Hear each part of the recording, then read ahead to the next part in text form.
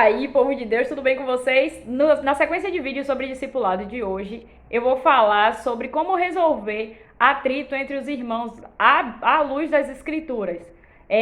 Se nós temos aí um grupo de discipulado e pessoas estão em atrito nesse grupo, nós, enquanto cristãos, não devemos permitir que essa situação seja tolerável. Por quê?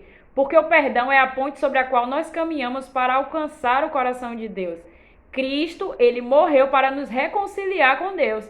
Se Cristo se despiu da glória dele, desceu lá do céu para vir resolver atritos, a nossa inimizade com Deus, quem somos nós para aceitar que haja inimizade entre os irmãos? Isso não deve ser tolerado. E aí, gente, quando acontece esse tipo de situação, que não é incomum, porque lidar com pessoas é extremamente difícil, um dos pontos que nós devemos observar não é apenas quem começou o atrito. Quem começou o atrito está errado, deve ser confrontado e reorientado para que a postura dessa pessoa mude. Mas nós também devemos procurar aquele que foi ofendido para saber de que maneira essa pessoa pretende conduzir a situação. Um exemplo muito prático. Eu me desentendi com você, eu errei, mas eu estou disposta a mudar a minha postura e eu vou até você para me reconciliar. Quando um líder ele deve analisar a situação, ele deve analisar a minha postura e a sua postura enquanto ofendido diante do que a Bíblia diz. Se a Bíblia diz que eu devo procurar o meu irmão para pedir perdão, essa mesma Bíblia diz que o meu irmão deve me perdoar. Ah, é perdoar e tolerar que eu faça tudo de novo? Não necessariamente. É por isso que é necessário que eu seja acompanhada para que a minha postura mude, para que eu não machuque outros irmãos e até mesmo aquele irmão que está me dando uma nova oportunidade. Mas, se chegando dentro desse contexto, a pessoa ofendida, ela decide permanecer no lugar da ofensa, aí o erro passa a ser dela e deixa de ser meu. Não que eu não tenha responsabilidade na dor que eu provoquei ao meu irmão, mas a Bíblia diz que nós devemos perdoar.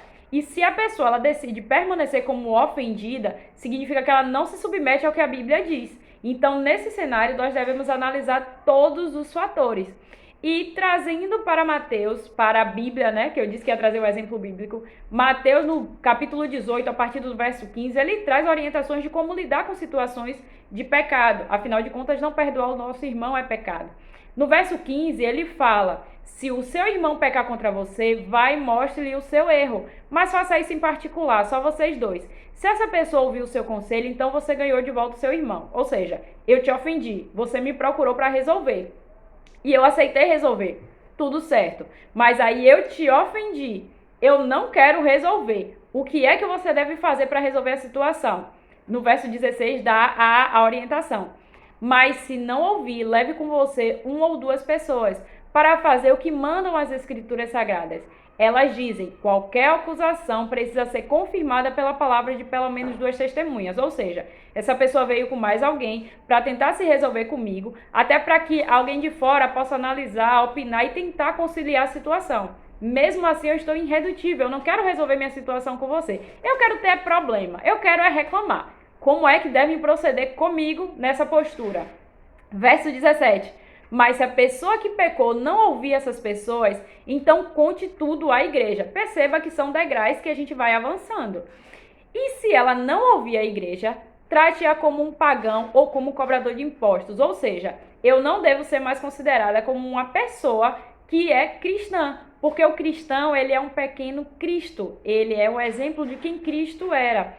Ou seja, eu preciso me submeter ao que as Escrituras dizem, porque o próprio Cristo desceu para romper as cadeias da inimizade. E se eu decido agir como alguém que é inimiga de membros do corpo de Cristo, eu sou qualquer coisa menos cristão. São pequenos sinais que não devem ser ignorados. Eu vou dar uma sequência, eu vou aprofundar um pouco mais disso nos próximos vídeos, porque esse aqui já ficou grande, tá bom?